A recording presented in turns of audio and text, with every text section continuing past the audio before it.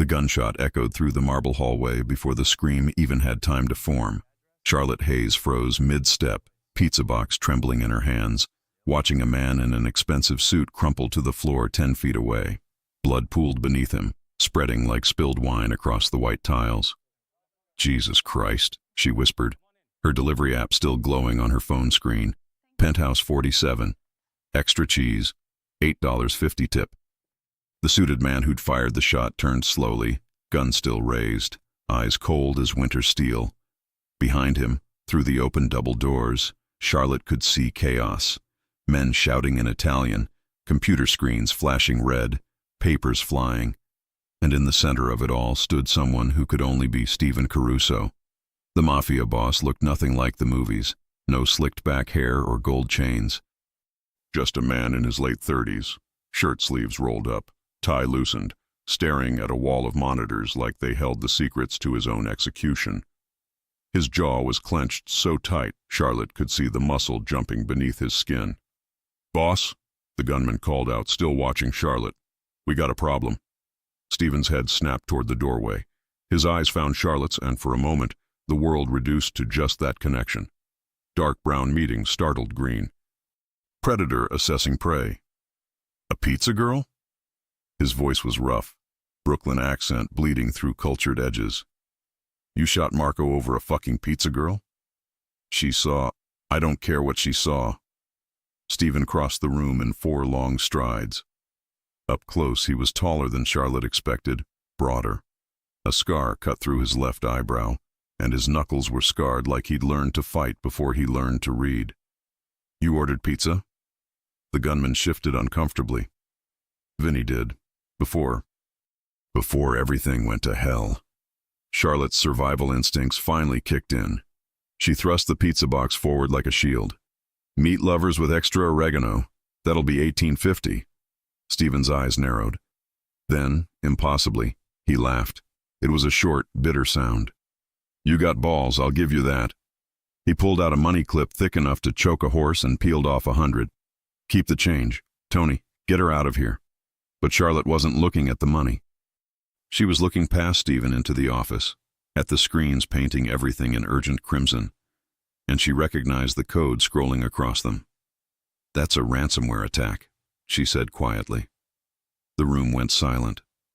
Stephen turned back to her, something dangerous flickering behind his eyes. "What did you say?" "The code on your screens. It's ransomware, Eastern European, probably Russian. They've locked you out of your own systems, and they're going to bleed you dry unless—" She caught herself, suddenly aware that every man in the room was staring at her. "Sorry, none of my business. I'll just go." "Wait." Stephen's voice cut through the air like a blade. He moved closer, studying her face. "You know computers?" Charlotte swallowed hard. This was it.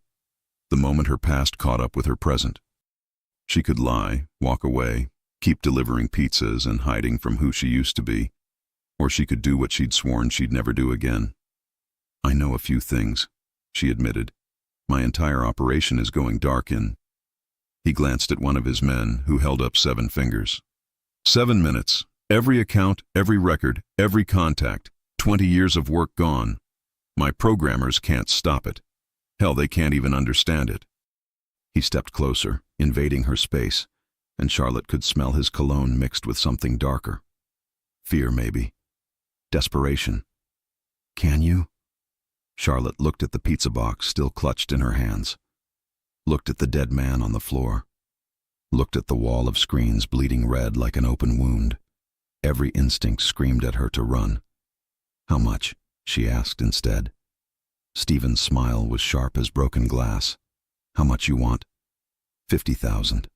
Cash, right now." One of his men laughed. Stephen silenced him with a look. "You fix this in 7 minutes, I'll give you 100. You fail." He let the threat hang unfinished in the air. Charlotte set down the pizza box and walked into the office, her heart hammering against her ribs. The moment her fingers touched the keyboard, muscle memory took over. She'd spent 3 years trying to forget this feeling, the electric rush of diving into code, of seeing patterns where others saw only chaos. "Everyone out," she said without looking up. You're breathing on me, and it's distracting. Like hell, Tony growled. Boss, she could be. Out. Stephen's command brooked no argument. All of you, except, he pointed at 2 men. You stay, guns ready. She tries anything cute, shoot her in the leg. The room cleared. Charlotte's fingers flew across the keyboard, opening windows, tracking the attack's origin. Whoever had done this was good, better than good. They'd layered their attack through 7 different proxy servers, each one designed to slow down anyone trying to trace them. But Charlotte wasn't just anyone.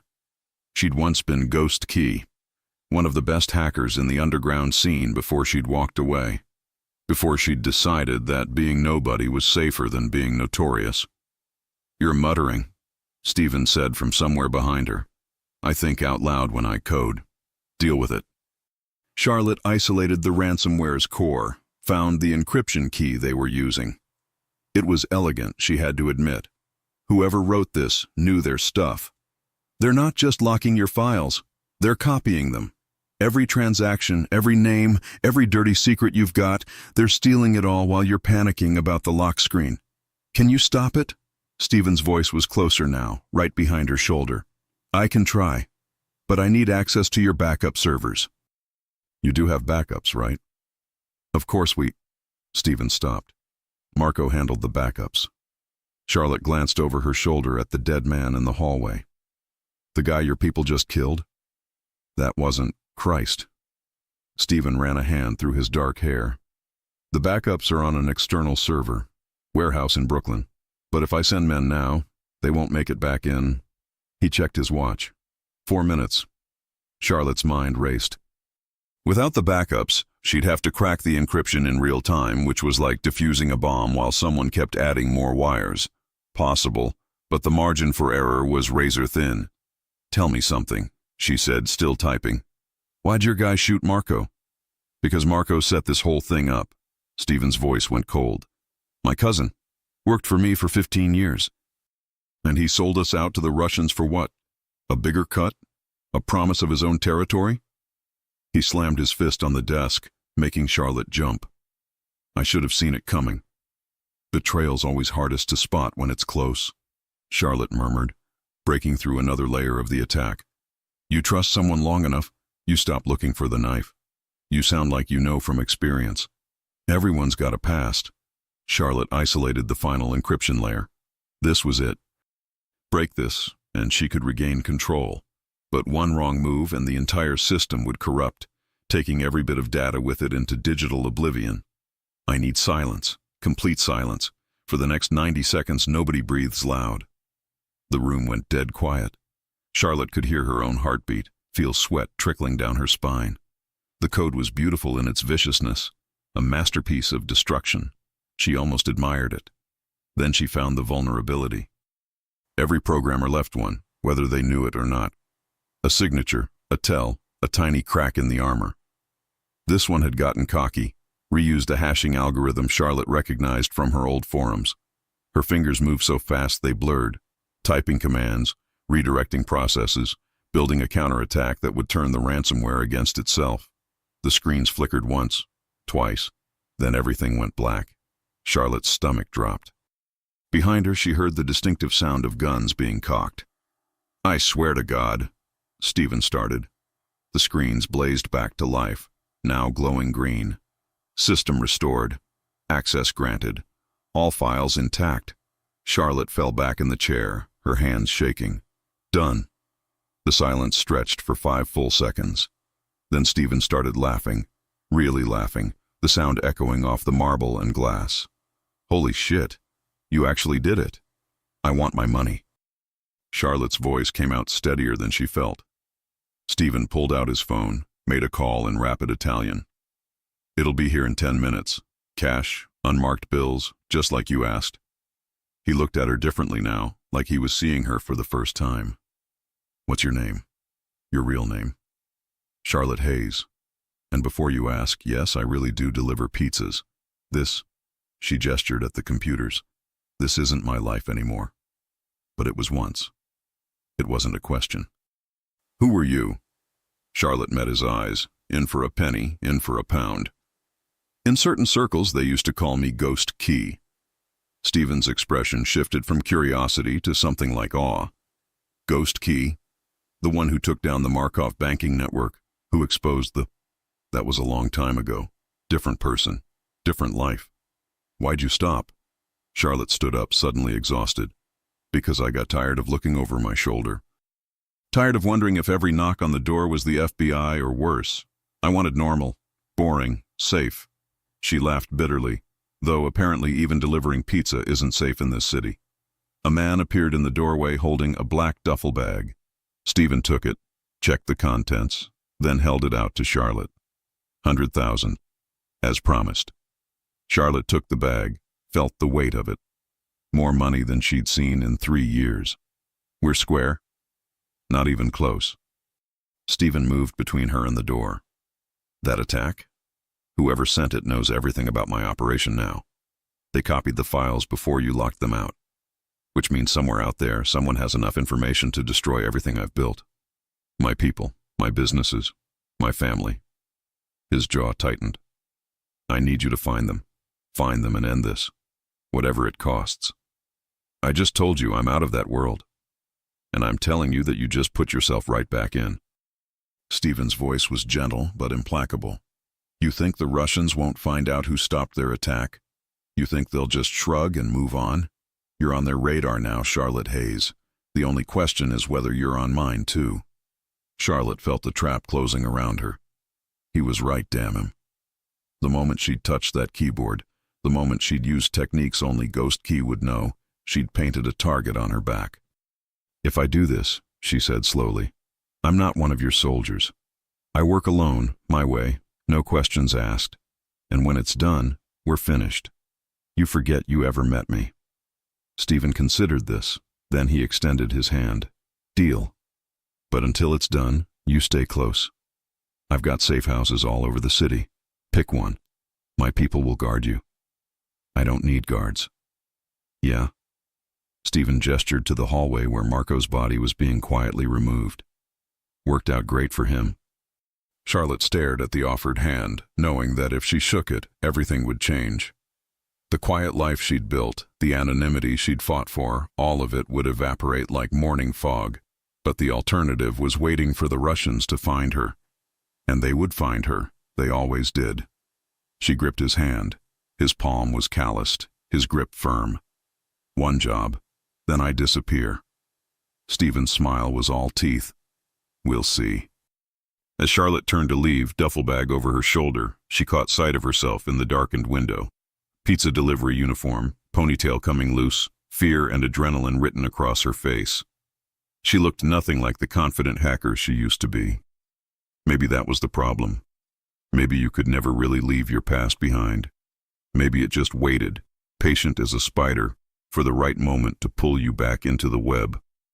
Behind her, Stephen was already barking orders in Italian, mobilizing his people for whatever came next. And somewhere in the digital dark, the Russians were realizing their perfect attack had failed. Realizing someone had beaten them. Soon they'd want to know who. And then the real game would begin. The safe house was in Red Hook, tucked between a defunct shipping warehouse and a bodega that looked abandoned. Charlotte stood on the cracked sidewalk, duffel bag heavy on her shoulder, staring at the rust-red door. You're joking, she said into her phone. Stephen's voice crackled through. 3rd floor. Code is 47839. Windows are bulletproof, doors reinforced steel. This place looks like where dreams come to die. That's the point. Nobody looks twice at a dump in Red Hook. Background noise, voices arguing in Italian. I've got 4 men posted within 2 blocks. You won't see them, but they'll see anyone coming. Charlotte climbed the narrow staircase. The 3rd floor was surprisingly clean. Exposed brick, minimal furniture, and on a folding table sat 3 brand-new laptops and enough equipment to outfit an intelligence agency. You've been busy, she said. I don't do things halfway. Stephen paused. Listen, about earlier. The body, the guns. That's not how I usually conduct business. Charlotte set down her bag. But you do conduct business that way sometimes. When I have to. When someone betrays family. His voice hardened. Marco knew what he signed up for. And now he's dead and I'm supposed to pretend that's normal? I'm asking you to do a job. Find who's coming after me, stop them, walk away. What you think about how I run things is irrelevant. Charlotte opened a laptop. You're right, it is. But she wondered what it said about her that she'd agreed to work for a man who'd just had someone executed. I'll start tracing the attack. There's food in the fridge, cash in the top drawer. Don't leave without calling first. I'm not a prisoner, Stephen. No, but you're not invincible either. He disconnected. Charlotte threw the phone on the couch harder than necessary. 3 peaceful years slinging pizzas, staying off everyone's radar. Now she was neck-deep in criminal enterprise and digital warfare again. The fridge was stocked with expensive cheese, Italian meats, fresh bread, and wine that probably cost more than her rent. In the drawer, $10,000 in mixed bills and underneath, a Glock 19. Even his safe house is pretentious, she muttered. She made a sandwich, poured wine, and sat at the laptops. Her fingers touched the keys, and everything else fell away. This was what she'd missed. Not the danger, but the pure intellectual challenge. The hunt. 2 hours in, she found her first lead. The encryption algorithm showed a distinctive style. Every programmer had tells, quirks in how they wrote code. This one loved recursive functions and sardonic comments mixing English with Russian phrases. Charlotte pulled up old databases, archives of code samples from hundreds of hackers. At 11:47 p.m., she found a match. The style matched someone called Red Winter. Charlotte had crossed paths with them 5 years ago in a forum dispute. Red Winter had been talented but arrogant, leaving signatures because they wanted credit. The trail went cold 3 years ago, but there was one final post. Going corporate. Big opportunities in private sector. Private sector? Defense contractors? Foreign intelligence? Or something worse? Her phone buzzed. Stephen. Tell me you have something. Maybe. Ever hear of Red Winter? No. Should I? They wrote the ransomware. Question is who they're working for now. She stood, stretching. I need Marco's files. His computer, phone, any records. If he set this up, there'll be a trail. Marco's apartment is in Brooklyn Heights. I can have someone take you tomorrow. Not tomorrow. Now. Charlotte checked her watch. It's late. Police won't have processed it yet. If we wait, the Russians might get there first to cover their tracks. Silence. Then, I'll pick you up in 20 minutes. Come armed. Charlotte looked at the Glock. She'd never fired at another person. Never wanted to. But she picked it up anyway, checked the magazine the way her father had taught her before he died. 20 minutes, she said. Stephen's black Mercedes purred through Brooklyn streets. He drove himself, no guards, just them cutting through the city's dangerous rhythm. You know how to use that?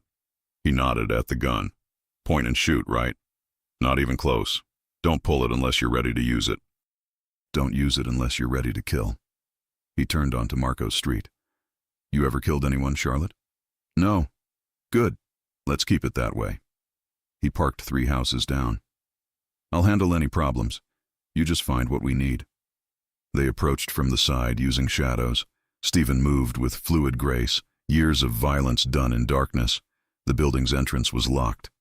Stephen produced a key. Marco gave me a spare, back when we were family.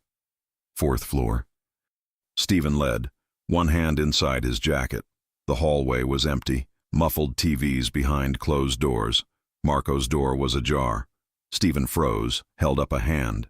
He drew his gun, pushed the door open with his foot. The apartment had been ransacked. Furniture overturned, cushions sliced, papers scattered. Someone had been here first. Shit, Stephen whispered. They cleared the rooms. Empty. Charlotte moved to Marco's desk where his computer sat untouched. Strange. It's a trap, she said quietly. They destroyed everything except what we'd want most. The moment we power it on. The window exploded in gunfire. Stephen tackled Charlotte down, covering her as bullets chewed through walls. She couldn't breathe, couldn't think, only feel his weight and hear the impossible loudness. Kitchen. Stephen dragged her up. They ran crouched as bullets tracked them, making it behind the counter as shooting stopped. Sniper across the street, Stephen said. Professional setup. They knew we'd come. Stephen texted rapidly. My people are 2 minutes out. The front door burst open. 2 men in tactical gear stormed in. Stephen fired twice. One went down. The second returned fire. Charlotte's hand found the Glock. She pulled it out, hands trembling. I can't, she gasped. Stephen, I can't. You can. His voice was steady. You're stronger than you think. The gunman rounded the counter. Charlotte saw his face, young, 25, saw his weapon rising. She pulled the trigger. The recoil shocked through her. The bullet went wide. But the gunman flinched, giving Stephen his split second. He fired once. The gunman collapsed. Charlotte stared at the bodies, at the blood. Her hands shook. The gun fell. Hey! Stephen gripped her shoulders. Stay with me. We need to move. I almost... But you didn't. Now we go before more show up. He pulled her up. Can you walk? Charlotte nodded, though her legs felt like water. They made the hallway, the stairs. Stephen's men met them, 3 of them, guns drawn. Quick Italian conversations. Get her to the car, Stephen ordered. In the Mercedes, wrapped in shock, Charlotte watched Brooklyn roll past. She'd crossed a line tonight, pointed a gun at someone, pulled the trigger. That she'd missed felt like a technicality. Where are we going? My place. Safe house is compromised. They knew about Marco's apartment. Stephen's jaw clenched. Someone inside my organization is feeding them information. Another Marco. Looks like it. He glanced at her. You okay? Charlotte laughed bitterly. I got shot at and almost killed someone. So yeah, fantastic. Welcome to my world. Your world is insane. I know, but you're handling it better than most. He turned onto the Manhattan Bridge. My place is in Tribeca, penthouse, top floor security. You'll be safe there. Until the next ambush. Until we find who's doing this and end it. His hands tightened on the wheel. They came after you specifically tonight, Charlotte. They know who you are, what you can do. This isn't just about me anymore. He was right. She'd thought she could take the job and walk away clean. But clean was never an option in this world. Tell me about Red Winter, Stephen said. Everything you know. Charlotte talked, laying out what she'd found. By the time they reached Tribeca, she had a theory. Red Winter had gone corporate, probably working for a Russian syndicate. They'd recruited Marco, promising money or power. But why? What did they gain from destroying Stephen's operation? The penthouse was sleek, modern, floor-to-ceiling windows overlooking the Hudson. Art that probably cost more than Charlotte's life. Guest rooms down the hall, Stephen said, pouring scotch. Make yourself at home. Why are you doing this? Charlotte interrupted. Taking care of me. You could have kept me at arm's length. Instead, you're involving me in everything. Stephen was quiet. You remind me of someone. My sister, Lucia. Smart like you. Fearless. But she got pulled into the family business young. He stopped, drank. Car bomb 5 years ago. Meant for me. Charlotte felt something shift. I'm sorry. When I saw you tonight, shaking but not breaking. That's what Lucia would have done. Terrified but pushing through. He met her eyes.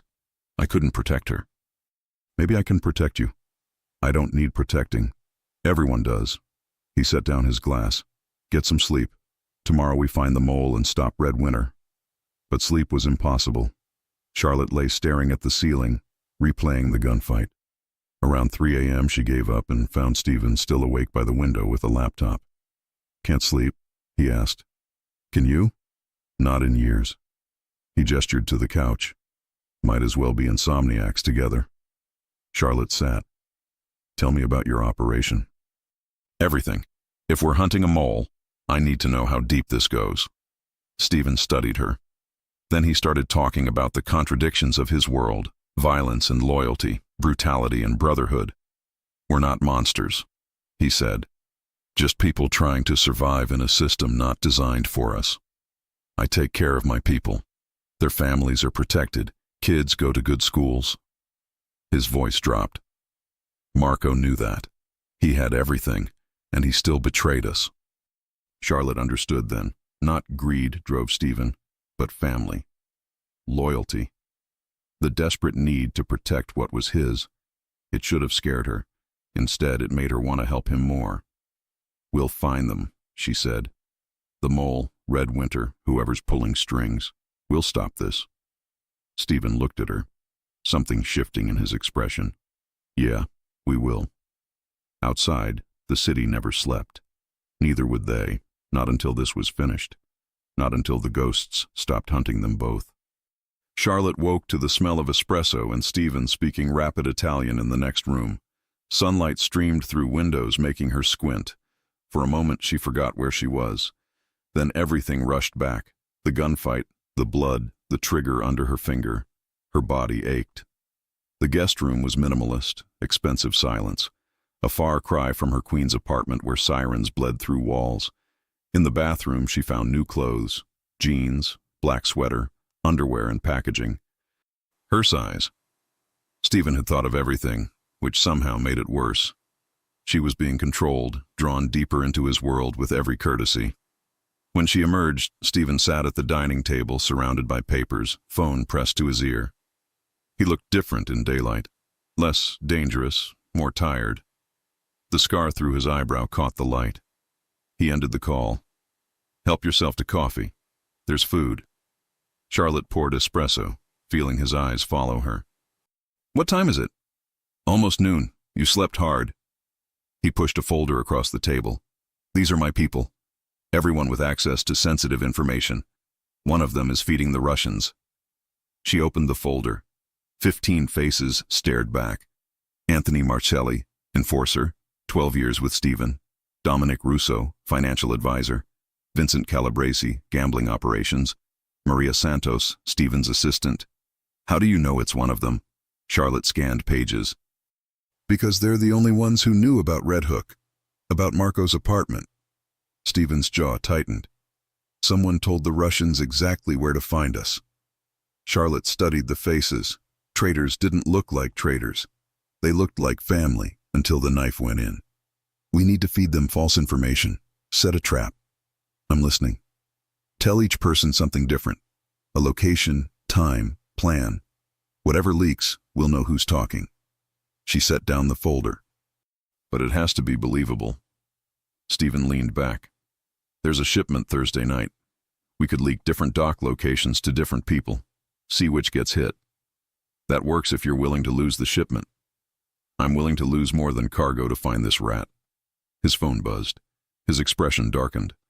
"Christo, another problem." "What now?" "My nephew, Alex, didn't come home last night. 19 college kid, not involved in any of this." Stephen paced to the window. "His mother's been calling for hours. I told her he probably stayed at a friend's place, but..." Charlotte's stomach dropped. "The Russians took him.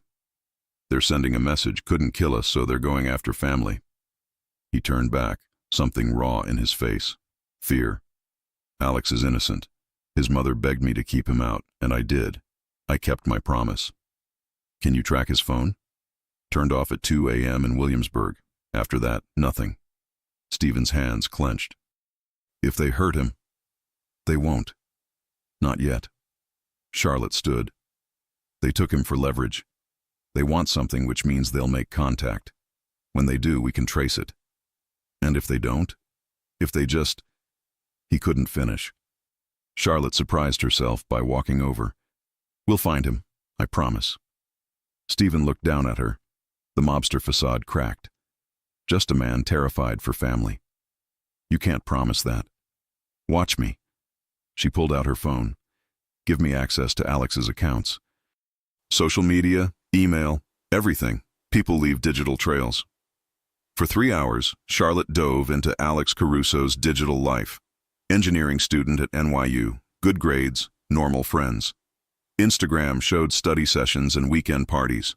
His last post, a textbook photo captioned, "Thermodynamics is trying to kill me." But in his email, Charlotte found something. A message from 4 days ago, sender scrambled but traceable. "We should talk about your uncle's business.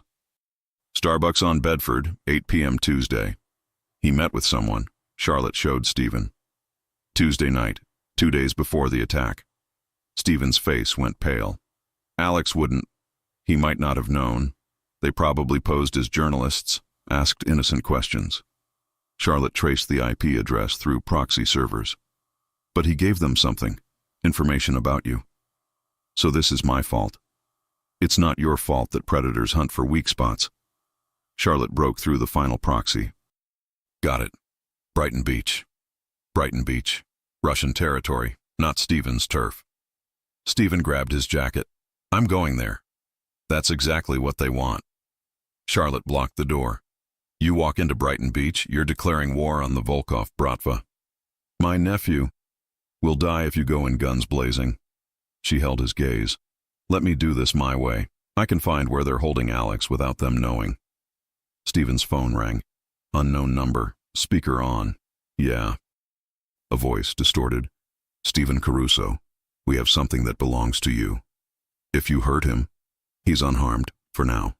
The voice was calm. We want 3 things. First, the money you stole from Dmitry Volkov 2 years ago. Second, the shipping routes through Red Hook. And third, a pause. The hacker. We want her. Charlotte felt ice flood her veins. Stephen's eyes met hers. You're insane, Stephen said. I'm not giving you 24 hours. After that, we start sending pieces of your nephew to his mother, starting with fingers. The line went dead. Silence crashed through the penthouse. They wanted her, specifically her. I'm not giving them anything, Stephen said quietly. Especially not you. Stephen? No. He faced her fully.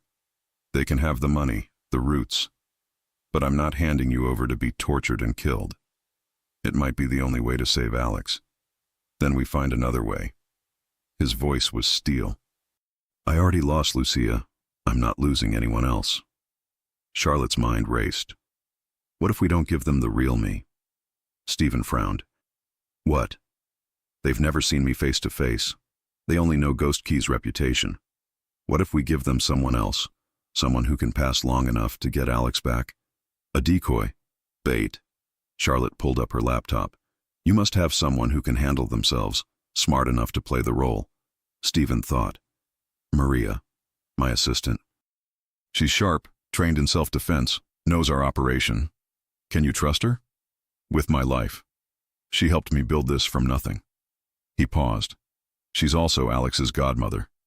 She'd do anything to get him back. Charlotte nodded. We prep Maria, teach her tech jargon. Meanwhile, I track the Russians' digital footprint, find their safe house. When they make the exchange, I'll be in their system, ready to shut down security. If they figure out Maria's not you, that's why we don't give them time. Charlotte was already planning the hack. The moment they have Maria, we move, fast. Get Alex out, get Maria out, burn their operation. Stephen walked to the window, weighing options, calculating costs. This was what he did, made impossible choices where every answer came with blood. All right, he finally said. We do it your way, but I want backup plans for the backup plans. I'll have eyes on everything. The second something goes wrong, I'll know. And if something goes wrong you can't fix? Charlotte met his eyes. Then I stop hiding behind Maria. No. Stephen. I said no. He crossed to her, close enough she could smell coffee and cologne. You don't make that call. I do. And I'm telling you, if it comes down to you or Alex, I'm choosing both. We get everyone out or we die trying. The certainty in his voice should have frightened her. Instead, Charlotte felt something warm unfold in her chest. When had anyone fought this hard to protect her? You're impossible, she said softly. I'm Italian. It's genetic. A ghost of a smile, then gone. Call Maria. I'll set up the meeting with the Russians for tomorrow night. The rest of the day blurred. Maria arrived within an hour.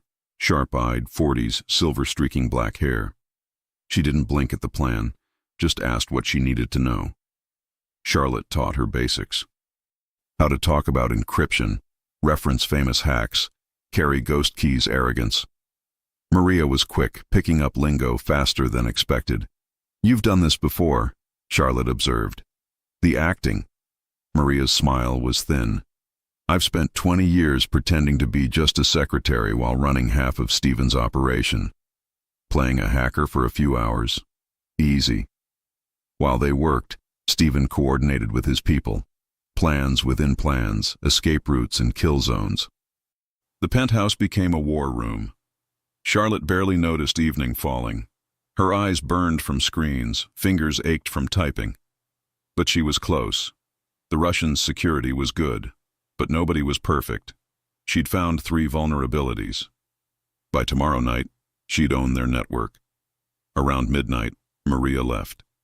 Stephen's people filtered out until just the 2 of them remained, surrounded by papers and empty cups and the weight of tomorrow.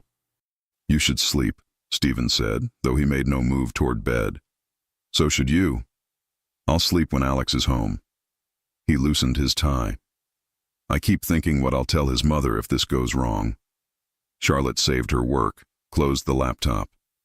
"You didn't make this choice. The Russians did. I made the choices that put him in their crosshairs. Every deal, every enemy, it all led here." Stephen's voice was raw. "Sometimes I wonder what life would look like if I'd gone straight. Normal job, normal wife, stayed far away from this. Would you have been happy?" He considered it. "No, probably not. This life, it's in my blood. My father ran these streets, his father before him." He looked at her. "But you had a choice. Why'd you really walk away?" Charlotte had known this question was coming. "I told you. I wanted normal. That's not the whole truth. Maybe because they might die tomorrow," she told him. "There was a job, 3 years ago, corporate espionage. The client wanted financial records from a pharmaceutical company, said it was about exposing price gouging." She wrapped her arms around herself. "Turned out they wanted research data for a cancer drug, sold it to competitors, delayed approval by 2 years. People died waiting, Stephen. People who could have been saved. That wasn't your fault. I stole the data. I didn't ask enough questions." Her voice cracked. "So yeah, I walked away. Because if I kept going, eventually I'd have blood on my hands that no amount of distance could wash off." Stephen was quiet. "You think I have blood on my hands. I think we both do. Different kinds, maybe." She looked at him. "The difference is you own it. You know what you are." "Me? I've been running for 3 years. And now? Now I'm thinking you can't outrun your past. It just waits for you to stop looking over your shoulder." She stood exhausted. "I'm going to try to sleep. Big day tomorrow." "Charlotte." Stephen caught her hand. His grip was warm, steady. "Thank you for staying when you could have run." She should pull away, maintain distance. Instead, she squeezed back. "Don't thank me yet. Wait until we all survive." In bed, staring at the ceiling, Charlotte wondered which would kill her first, the bullets or the past she'd tried to leave behind. The exchange was set for 11 p.m. at an abandoned fish processing plant in Red Hook. Charlotte had spent all day inside the Russians' network, mapping every camera, every door lock, every security protocol. Maria stood before the mirror in dark clothes matching Charlotte's style. Hair pulled tight, unnecessary glasses. The transformation was uncanny.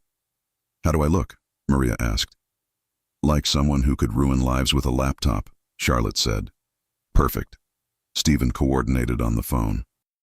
20 soldiers around the perimeter, snipers on 2 buildings, 3 extraction teams ready. The kind of operation that could start a war. He hung up, face grim.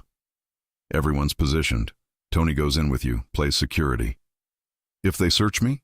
Find the wire?" Maria asked. "Improvise." Stephen's jaw tightened.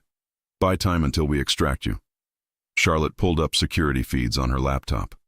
"I've got eyes on everything. The moment you're inside, I'll shut down their escape routes." They left at 10:30, 3 cars moving through Brooklyn's darkness. Charlotte rode with Stephen, watching feeds. The plant looked abandoned, but infrared showed 15 people inside. "They brought an army," Charlotte said. Stephen's hands tightened on the wheel. "So did we." They parked 2 blocks away. Maria and Tony walked toward the plant like heading to execution. Charlotte's heart hammered as they disappeared through the entrance. Camera feeds showed them led into the main processing room. Rusted equipment, broken conveyor belts, and in the center, Alex sat bound and gagged, terrified but unharmed. "He's alive," Stephen breathed. A man stepped forward. Tall, broad-shaved head. Dmitry Volkov himself, head of the Russian Bratva. "The hacker," Dmitry said in accented English. "You don't look dangerous." Maria kept neutral. "Looks are deceiving, Dmitry." He smiled. "Brave words. Let's see if you're as good as your reputation. Hack into the NYPD database. Show me what Ghost Key can do." Charlotte's fingers flew. "Shit, he's testing her." "Can you do it from there?" Stephen asked. "I can try. Tell Maria to stall. 2 minutes." Through Maria's wire, Stephen spoke. "Stall him. 2 minutes." Maria sat at the laptop, fingers hovering. "The NYPD? That's child's play. I thought you wanted to test me." "Then it should be easy," Dmitry said. "Unless Ghost Key is all reputation." "I'll do it. But first, I want to see the money and confirmation the boy walks." Dmitry laughed. "You're in no position for demands." "Actually, I'm in the perfect position. You need me more than I need you." Maria leaned back. "Show me you're serious, or I walk." Charlotte broke through the NYPD's firewall. Maria's screen lit up with police records. She scrolled through information only someone with real access could see. Officer James Martinez, badge 4782. 3 complaints for excessive force. Bank account with $47,000 on a $65,000 salary. Want me to dig deeper? Enough. Dmitry studied her. You've proven your point. He turned to Alex. Cut the boy loose. A man moved toward Alex with a knife. Charlotte held her breath. Then Dmitry's phone rang. He answered, listened, and his face transformed into something terrible. That's interesting. Someone's been inside our network all day. Someone very talented watching through our own cameras. Charlotte's blood turned to ice. My tech guy says this hacker's style matches Ghost Key perfectly. The real Ghost Key. Dmitry pulled out a gun, pointing at Maria. Which means you're just a decoy. Everything happened at once. Maria dove behind equipment. Tony fired. Alex ran but was grabbed back. Gunfire erupted from all directions. Go, go, go! Stephen shouted, signaling his people to breach. Charlotte shut down the lights, locked exits. Camera feeds showed chaos. Stephen's soldiers pouring through windows, muzzle flashes in darkness. Maria's signal went dead, Charlotte said, panicking. Stephen was already out, gun drawn, running toward the plant. Charlotte grabbed her laptop and followed. Inside was a war zone. Bodies on concrete, air thick with gunpowder. Charlotte ducked behind a pillar. She saw Tony firing at 3 Russians, then Maria, dragging Alex toward a back exit. Then Dmitry appeared behind them, gun raised. Charlotte didn't think. She ran from cover, screaming Maria's name. Maria turned, saw Dmitry, pushed Alex down. The gun fired, once, twice. Maria jerked and fell. Tony shot Dmitry in the shoulder. Stephen's men overwhelmed the remaining Russians. Within seconds it was over, but Maria lay on concrete, blood spreading across her chest. Charlotte dropped beside her. No, no, no, Maria, stay with me. Maria's eyes were unfocused. Alex, is Alex? He's fine. You saved him. Charlotte pressed against the wounds. Just hold on. Stephen appeared, face white. Get a medic, now. Stephen, Maria whispered. Take care of my boys. Promise. You're going to be fine. But his voice cracked. Maria smiled weakly. Bad liar. Her eyes found Charlotte. You're good. For him. Keep him. Human. Then her eyes closed. A medic pushed Charlotte aside, started working. Chest compressions, equipment. Stephen pulled Charlotte back as she fought to return. The medic kept working, but Charlotte saw resignation in his face. Time of death, 11:47 p.m., he finally said. Stephen made a sound of raw grief. He sank beside Maria's body, took her hand. Charlotte stood shaking, unable to process. They'd won. They'd gotten Alex back. But Maria was dead, and it was Charlotte's plan that killed her. Tony approached Dmitry, still bleeding. Boss, what do you want us to do with him? Stephen stood slowly, something terrifying in his eyes. Take him somewhere private, somewhere no one will hear him scream. Wait. Charlotte found her voice. We need him alive. He can tell us who hired Red Winter. I know who's behind this. The Volkov Bratva. No. Dmitri's not smart enough for the ransomware attack. Someone else is pulling strings. Charlotte looked at Maria's covered body. She died for this. Don't waste it by stopping halfway. Stephen finally nodded to Tony. Take him to the warehouse. Keep him alive. For now. Outside, dawn broke over Brooklyn. Pink and gold sky, beautiful and wrong. Take Alex home, Stephen said to his men. Tell his mother he's safe. After Alex left, Charlotte and Stephen stood in the parking lot. It's my fault, Charlotte said. My plan killed her. No, Dmitri's bullet killed her. Stephen's voice was flat. And my choices brought us here. They drove back in silence. Charlotte scrubbed Maria's blood from her hands, watching water run red, then pink, then clear. Stephen stood at the window with scotch. I need to call Maria's sons. You're right, Charlotte said quietly. I didn't know her, but I know she wouldn't want you starting a war. She'd want you to finish this smart. Stephen's mask cracked. He sat heavily, buried his face in his hands. Charlotte sat beside him, put her arm around his shoulders. He leaned into her, body shaking with silent sobs. After a long time, he pulled away. Maria would have liked you. She sounds like she was smart. The smartest. Some steel returned. Okay, we do this your way. We find Red Winter. But Charlotte, when we do, there won't be trials. Only consequences. I know. Her laptop chimed. An email to her secure account. The message was one line. Congratulations on surviving last night. But the real game is just beginning. R.W. Red Winter had been watching the whole time. And now they were ready to make their move. Charlotte woke to the smell of espresso and Stephen speaking rapid Italian in the next room. Sunlight streamed through windows, making her squint. For a moment she forgot where she was. Then everything rushed back. The gunfight, the blood, the trigger under her finger. Her body ached. The guest room was minimalist, expensive silence. A far cry from her queen's apartment where sirens bled through walls. In the bathroom she found new clothes, jeans, black sweater, underwear and packaging. Her size. Stephen had thought of everything, which somehow made it worse. She was being controlled, drawn deeper into his world with every courtesy. When she emerged, Stephen sat at the dining table surrounded by papers, phone pressed to his ear. He looked different in daylight. Less dangerous, more tired. The scar through his eyebrow caught the light. He ended the call. Help yourself to coffee. There's food. Charlotte poured espresso, feeling his eyes follow her. What time is it? Almost noon. You slept hard. He pushed a folder across the table. These are my people. Everyone with access to sensitive information. One of them is feeding the Russians. She opened the folder. 15 faces stared back. Anthony Marcelli, enforcer, 12 years with Stephen. Dominic Russo, financial advisor.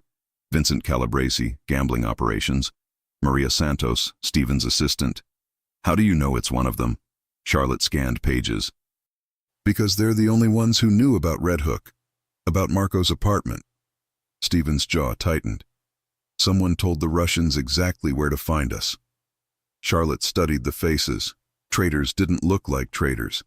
They looked like family, until the night, body shaking with silent sobs. After a long time, he pulled away. Maria would have liked you. She sounds like she was smart. The smartest. Some steel returned. Okay, we do this your way. We find Red Winter. But Charlotte, when we do, there won't be trials. Only consequences. I know. Her laptop chimed. An email to her secure account. The message was one line. Congratulations on surviving last night, but the real game is just beginning. R.W. Red Winter had been watching the whole time, and now they were ready to make their move. Charlotte stared at the email, blood running cold. Red Winter wasn't just watching, they were taunting them. What is it? Stephen moved behind her to read the screen. They were there, watching everything. Charlotte's fingers flew across the keyboard, trying to trace the origin. They saw Maria die and they're treating it like entertainment. Stephen's hand gripped her chair. Can you find them? They're routing through proxies, but... Charlotte stopped, eyes widening. Wait, This is wrong. What's wrong? The routing pattern. Too obvious. Too easy to follow. She checked the code structure. Red Winter is better than this. They wouldn't leave such a clear trail unless it's a trap, Stephen finished, or an invitation. Charlotte sat back. They want me to follow this. They want me to find them. Why? Dmitri said something last night. He said his tech guy told him someone was in their network. She turned to Stephen. Red Winter was monitoring the Russians at the same time I was. They knew I'd be there. Stephen's jaw clenched. So they fed Dmitri the information about Maria. They got her killed on purpose. To draw me out, to make this personal. Rage built in Charlotte's chest. They're playing games and Maria was just a piece on the board. Then let's stop playing. Stephen pulled out his phone. I'm calling Tony. We make Dmitri talk. 2 hours later, they stood in a Queens warehouse. Cold concrete, stains Charlotte didn't want to think about. Dmitri sat in a metal chair, hands zip-tied, dried blood on his shoulder. Tony stood nearby with 2 armed men. When Stephen entered, Dmitri smiled. Stephen Caruso, come to finish what you started? Stephen pulled up a chair. I'm going to ask questions. You're going to answer. How this goes depends on your cooperation. Dmitri laughed. You think I'm afraid? I've been tortured by professionals. I'm not interested in torture. I'm interested in information. Who hired you? I don't know what you're talking about. Stephen nodded to Tony, who drove his fist into Dmitri's injured shoulder. The Russian screamed, chair tipping back. Charlotte flinched, but didn't look away. Let's try again, Stephen said. Who hired you? Dmitri's face was pale, sweating. I received a message, encrypted, offering money to take down your operation. From who? I don't know. Signed RW, that's all. Charlotte stepped forward. Red Winter contacted you directly? Dmitri's eyes found her. You're the real one, the real Ghost Key. He spat blood. You should have stayed hidden. Now they're going to destroy you. Who is they? Charlotte demanded. I don't know. Red Winter works for someone bigger, someone with resources I can't imagine. Dmitri's breathing labored. All I know is they wanted your attention. The ransomware, Marco, taking the boy, all designed to force Ghost Key out of hiding. Stephen leaned closer. Why? Why go through all this for one hacker? Because she's not just one hacker. Ghost Key is a legend, and legends are dangerous when they fight back. Someone wants her working for them or dead, no in between. Charlotte felt the weight settle over her. 3 years hiding, and someone had been waiting for the right pressure to force her back. Where can I find Red Winter? Dmitri shook his head. I don't know. We only communicated through encrypted channels. But... He hesitated. But what? Stephen's voice was steel. There was one video call, brief. The connection was routed through Manhattan, I could tell from latency, and in the background I heard something. A train, not subway, too quiet. Maybe Path or the High Line, Charlotte interrupted. Buildings near the High Line where you can hear trains but they're muffled. Expensive area, tech companies. Dmitri nodded weakly. That's all I have, I swear. Stephen stood, looked at Tony. Keep him here, alive. We might need him. Walking to the car, Charlotte's mind raced. The High Line area, Chelsea, meatpacking district, hundreds of buildings. Can you narrow it down? If Red Winter made that call, there'll be a digital footprint. I just need to find it. She stopped. What happens to Dmitri when this is over? Stephen's expression was unreadable. Does it matter? It matters to me. I need to know what kind of man I'm working with. The kind who protects his own. Who makes sure threats are permanently neutralized. He met her eyes. You want me to say I'll let him go? After Maria? I want you to be honest. Honestly? When this is over, Dmitri disappears. Whether that's a hole in the ground or a flight to Russia depends on how useful he continues to be. Stephen opened the car door. Don't pretend you don't understand it. She did understand. That was the problem. Back at the penthouse, Charlotte dove into the search. 6 hours of painstaking work, cross-referencing thousands of data points. Finally, she found something. A call from a building on West 15th Street, routed through Red Winter's proxy servers. Got it, she said. Mixed-use development. Tech startups below, luxury apartments above. Stephen looked over her shoulder. Which unit? Working on it. Charlotte hacked the building's security, pulling access logs. Someone on the 8th floor is using enormous bandwidth, way more than normal. Apartment 8C, Stephen read. Registered to Winterborn Enterprises. Charlotte almost laughed. Winterborn, Winter. They want us to find them. Then we shouldn't keep them waiting. Stephen pulled out his phone. No. Charlotte grabbed his arm. That's what they want. Another trap like the fish plant. So what do you suggest? I go in alone. Digital reconnaissance first. Hack their systems from outside before we commit. Absolutely not. You're not going anywhere without backup. If we send your army, they'll disappear. She held his gaze. I can do this, Stephen. It's also how you get killed. Then come with me. Just you. We'll park nearby. I'll work from the car. Stephen considered, jaw tight. If anything suspicious happens, we leave. No heroics. Understood. They left at 10 p.m. in an unmarked sedan. The building was modern glass and steel, glowing against night. Stephen parked across the street with a clear view. Charlotte connected to the building's Wi-Fi, working through firewalls. She gained access to Apartment 8C's network. What she found made her freeze. Oh my God. What? Charlotte turned the laptop. The screen showed camera feeds, not from 8C but everywhere. Stephen's penthouse, the warehouse with Dimitri, the fish plant, even Red Hook. They've been watching everything. Charlotte whispered. Every location, every conversation. Stephen's face went white. How? Someone in your organization gave them access, planted cameras and bugs everywhere. Charlotte traced the surveillance network. Look at the timestamp. The surveillance started months ago, long before the ransomware, before Marco, before any of this. They've been planning this for months, Stephen said. Charlotte pulled up more files, financial records, communication logs, operational plans. The scope was staggering. Then she found the file that changed everything. Ghost key, personal history. Charlotte opened it, heart sinking. Every detail of her life, her real name, family, father's death, every hack, every alias, information she'd never told anyone. They know everything about me, she said, voice shaking. Stephen read over her shoulder. Who is Red Winter? Who has this kind of information? Charlotte kept reading. Then she saw it, a name in the file notes, a name that made her world stop. No, she breathed. It can't be. Charlotte, what? I know who Red Winter is. She looked at Stephen, tears stinging. It's my brother. The silence was deafening. You don't have a brother, Stephen said carefully. Your file says you're an only child.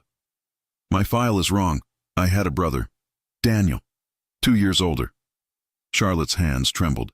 He taught me everything about hacking. We worked together before I became Ghost Key.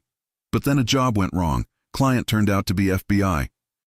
Daniel took the fall, went to prison so I could stay free. I visited the first year, but then he told me to stop.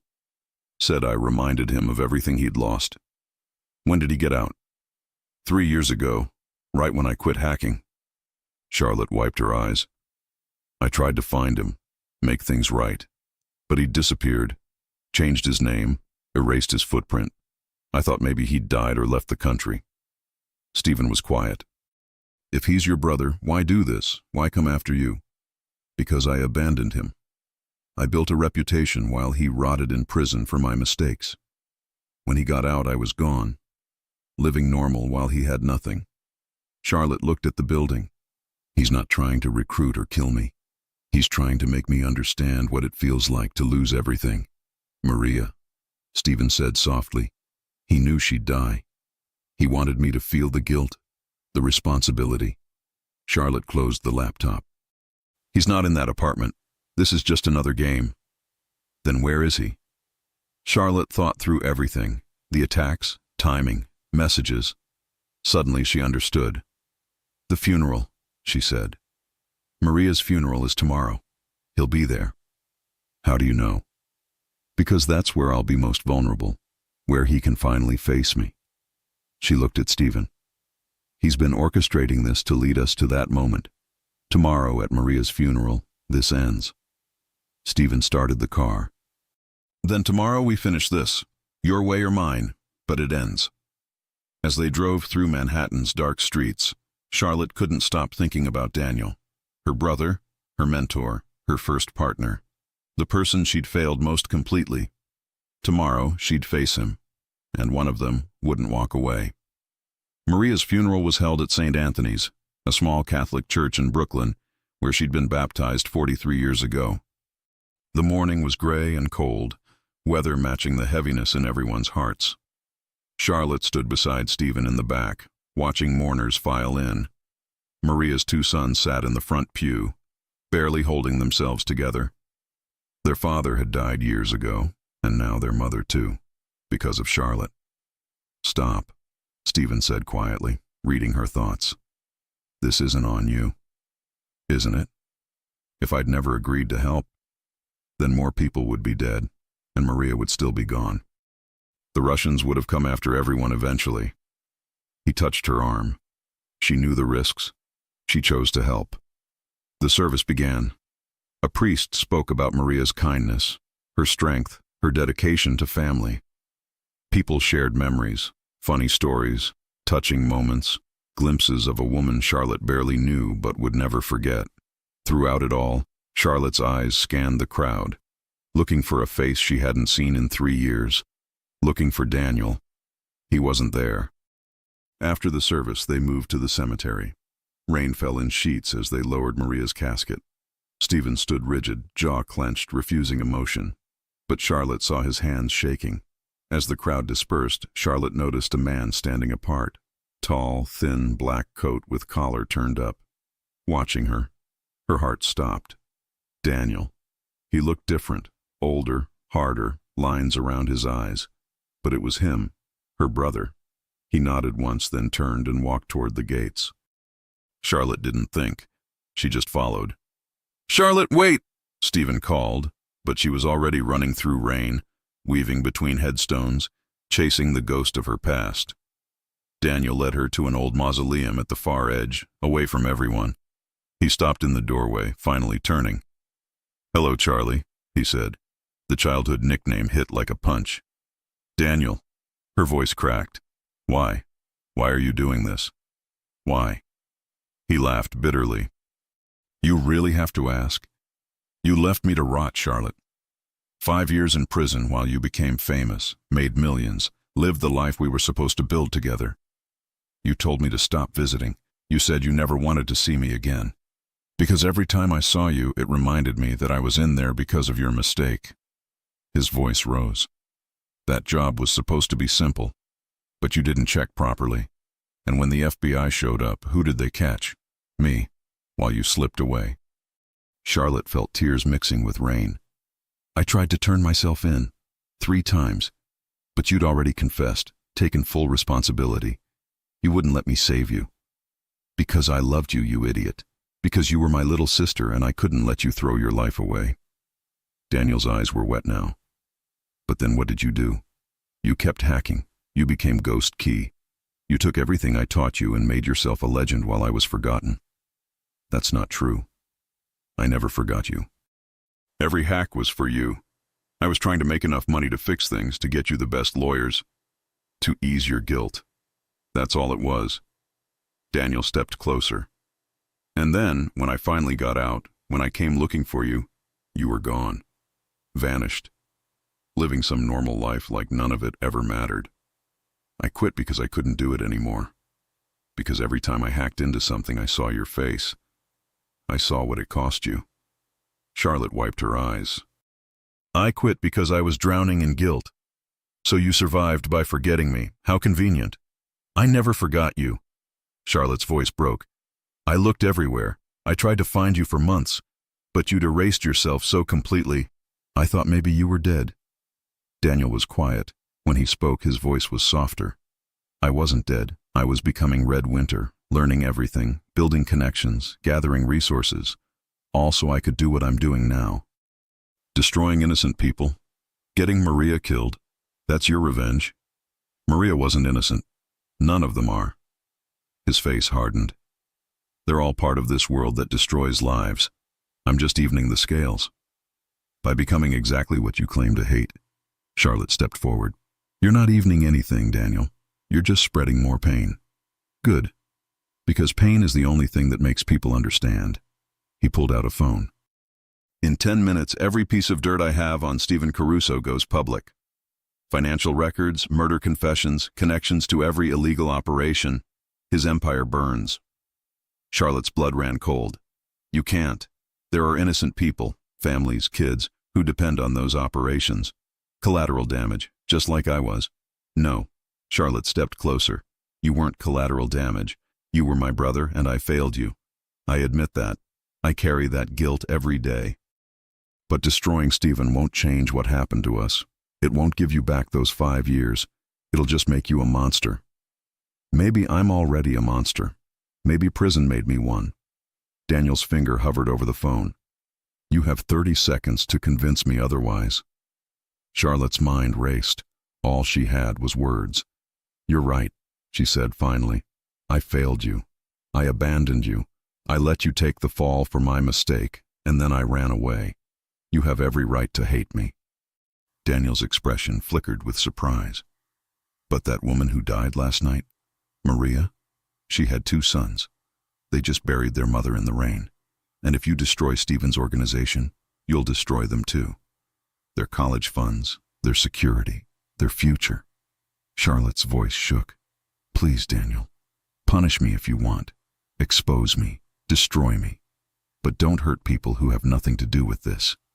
They have everything to do with this. They're kids. They didn't choose this life. Charlotte took another step. You used to tell me that the best hackers weren't the ones with the most skill. They were the ones who knew when to stop. When to walk away before they became the villains. You taught me that, Daniel. Don't forget it now. Daniel stared at the phone. 10 seconds. 5, 2. He lowered it. Damn you, Charlie, he whispered. Damn you for still being able to get through to me. Charlotte closed the distance, pulling him into a hug he didn't return at first. Then slowly, his arms came up around her, and she felt him shake with sobs.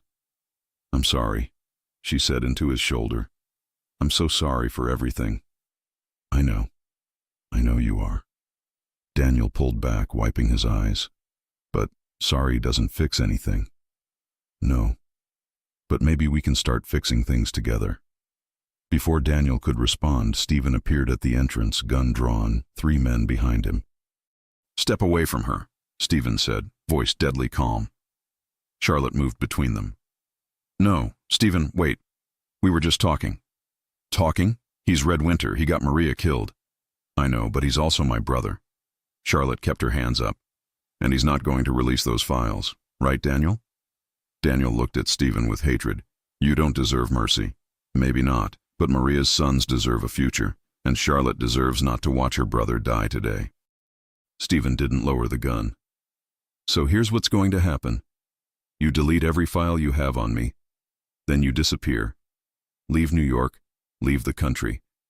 But if I ever see you again, if you ever come near Charlotte or anyone I care about, I will kill you. Slowly. Painfully. Stephen. Charlotte started. No. This is non-negotiable. He gets to live because you're asking me to spare him. But that's all he gets. One chance to walk away. Daniel looked at Charlotte. You really care about him, this mob boss. I do.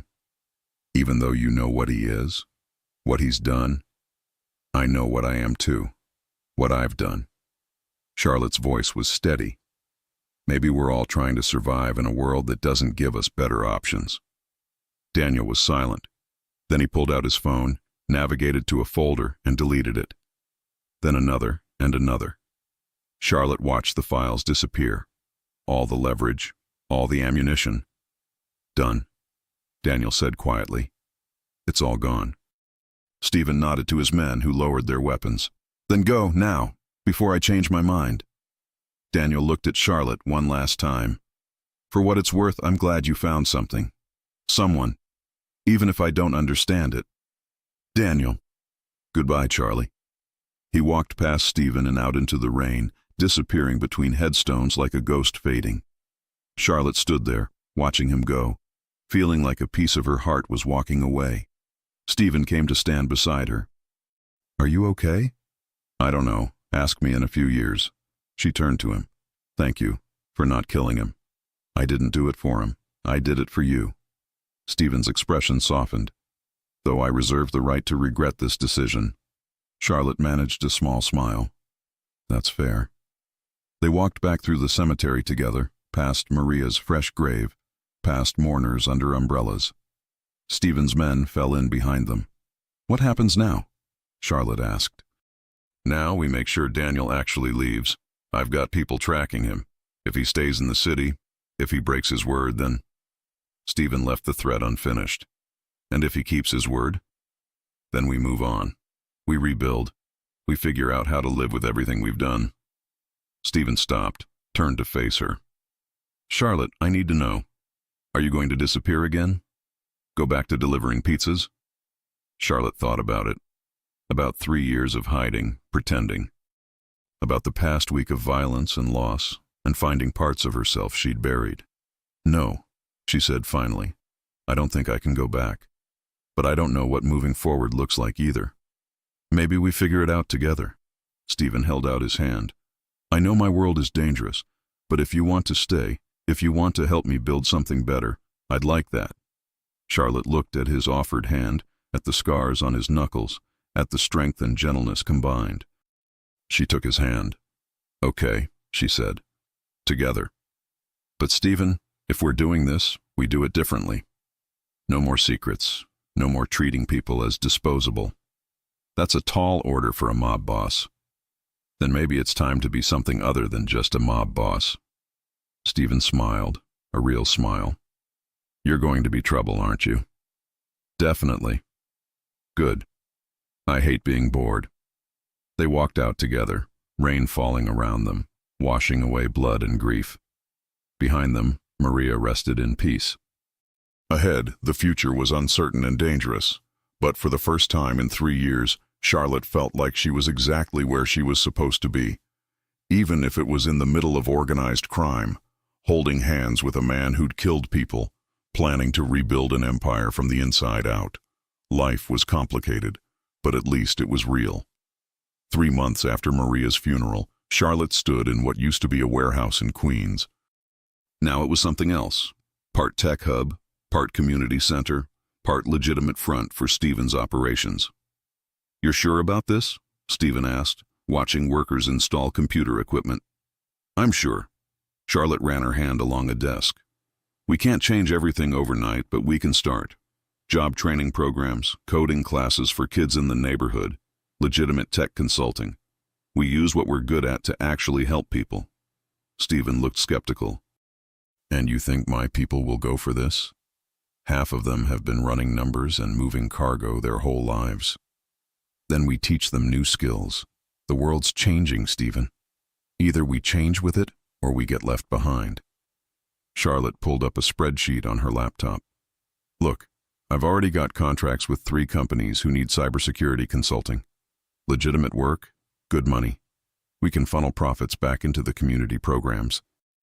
And when the other families find out I'm going soft, when they see this as weakness, Charlotte closed the laptop and faced him. Then we show them it's not weakness, it's evolution. You said you wanted to build something better. This is how we start. Stephen was quiet for a long moment, looking around the space. Finally, he nodded. All right, we try it your way. But Charlotte, if this blows up in our faces... It won't. She said it with more confidence than she felt. Charlotte smiled. Marco had been skeptical at first, convinced he was too old to learn. Now he taught 3 classes a week and talked about getting his teaching certificate. How's it going? Stephen asked, coming up beside her with 2 coffee cups. Better than expected. We've got a waiting list now. Kids from all over the borough. Charlotte took the coffee. Google sent a recruiter last week looking for interns. From our program? Stephen raised his eyebrows. That's impressive. That's the point. We give these kids skills, connections, a way out. Charlotte watched one girl, Rosa, 16, brilliant with algorithms, debug another student's code. Rosa got accepted to MIT yesterday, full scholarship. Stephen's expression softened.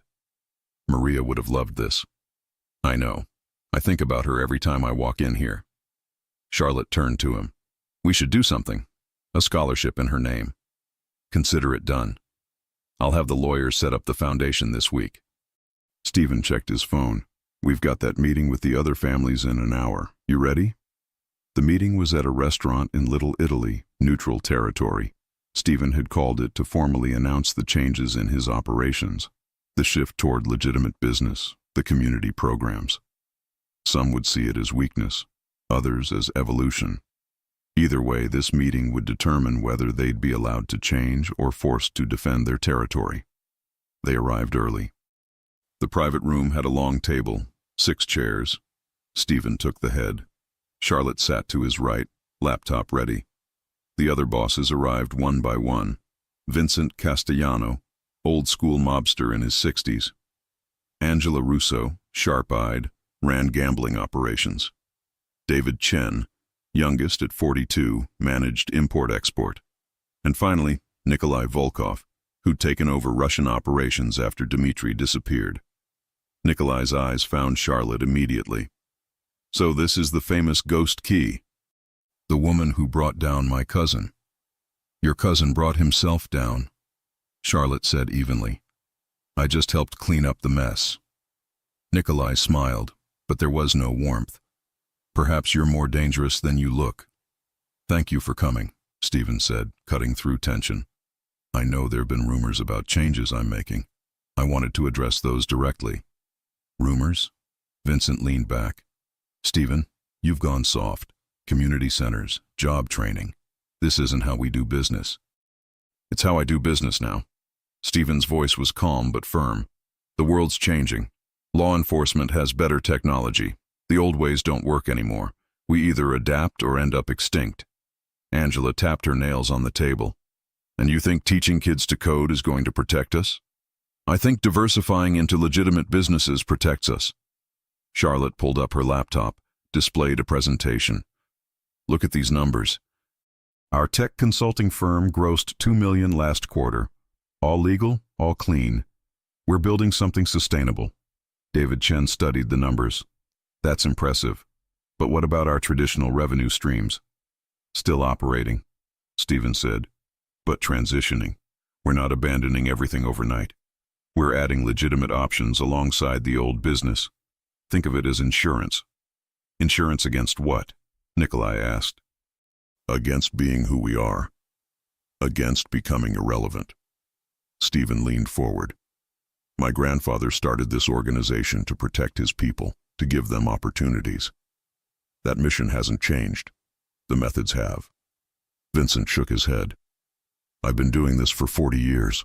I've seen reform attempts before. They always fail because at our core, we're predators. Maybe, Charlotte said. Or maybe we're just people trying to survive in a system stacked against us from the start. My father worked for the CIA, did things most would call monstrous to protect his country. Was he a predator? Or just someone making impossible choices? The room was quiet. Vincent's expression softened slightly. I'm not asking you to change your operations, Stephen continued. I'm just telling you about mine.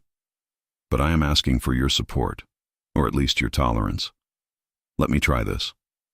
And if it fails and brings heat on all of us, Angela asked, then I take full responsibility. The heat stays on me. Charlotte clicked to another slide. We've compartmentalized everything. The legitimate businesses are completely separate from traditional operations. If the feds investigate one side, they won't find connections to the other. You've thought this through, Nikolai admitted. But if other organizations see the Caruso family going soft, they might test us. Let them try. Stephen's voice went cold. I'm transitioning to legitimate business, not becoming a pacifist. Anyone who comes after what's mine will regret it. Vincent studied Stephen, then nodded. All right, you've got my support, or at least my neutrality. One by one, the other bosses agreed. Only Nikolai remained skeptical. "I'll tolerate this experiment," he said finally. "But the Russians don't forget. My cousin may be in prison, but his honor demands satisfaction. Someday there will be a reckoning. Then we'll deal with it when it comes." Stephen stood. "Until then, we coexist peacefully." "Agreed?" Nikolai stood as well. "Agreed. For now." After the others left, Charlotte and Stephen sat alone. "That went better than expected," Charlotte said. "Better than I feared, worse than I hoped." Stephen rubbed his eyes. "Nikolai's going to be a problem eventually." "Eventually isn't today. Today we bought time." Charlotte closed her laptop. "That's a win." Stephen reached across the table, took her hand. "I couldn't do this without you. The legitimate businesses, the community programs, that's all you. It's us. Together." Charlotte squeezed his hand.